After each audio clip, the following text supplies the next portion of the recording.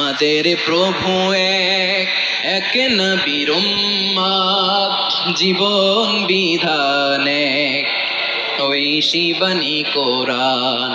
আমাদের প্রভু এক, এক নবীর উম্মত, জীবন বিধান এক, ওই শিবানী কোরআন। তবে কেন এক নও হে মুসলমান, এক হও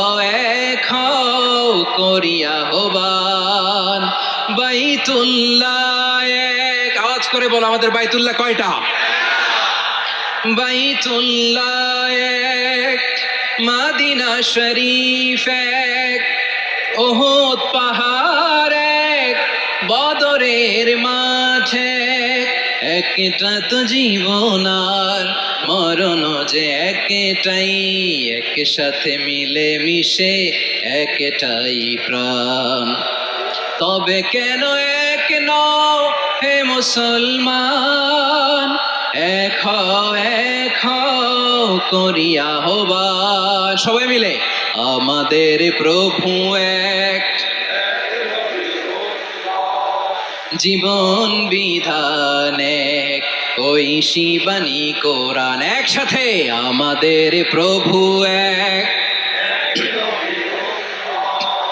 জীবন বিধান এক, ওই শিবানী কোরআন।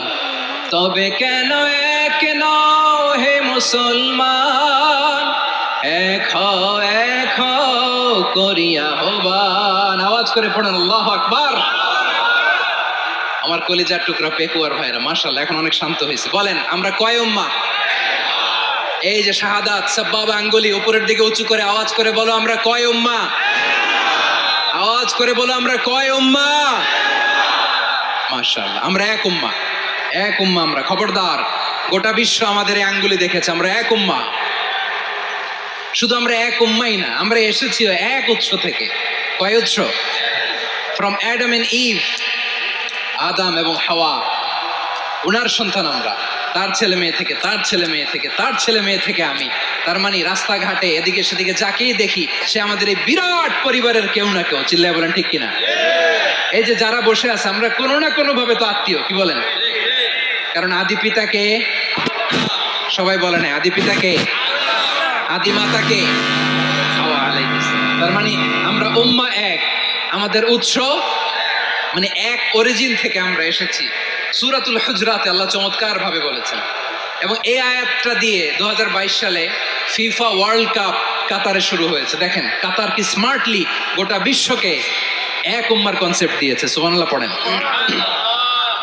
সূরাতুল হুজরাত আল্লাহ বলেন ইয়া আইয়ুহান নাসু ইন্না খলাকনাকুম মিন যাকারিন ওয়া উনসা وجعلناكم شعوبا وقبائل لتعارفوا إن أكرمكم عند الله أتقاكم إن الله عليم خبير।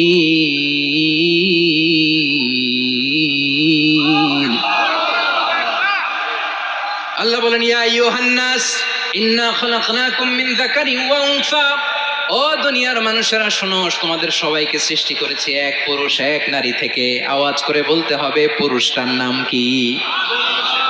এবার আওয়াজ করে বলুন নারীটার নাম কি? মিন যাকারিন ওয়া উনসা, এক নারী এক পুরুষ থেকে তৈরি করেছি।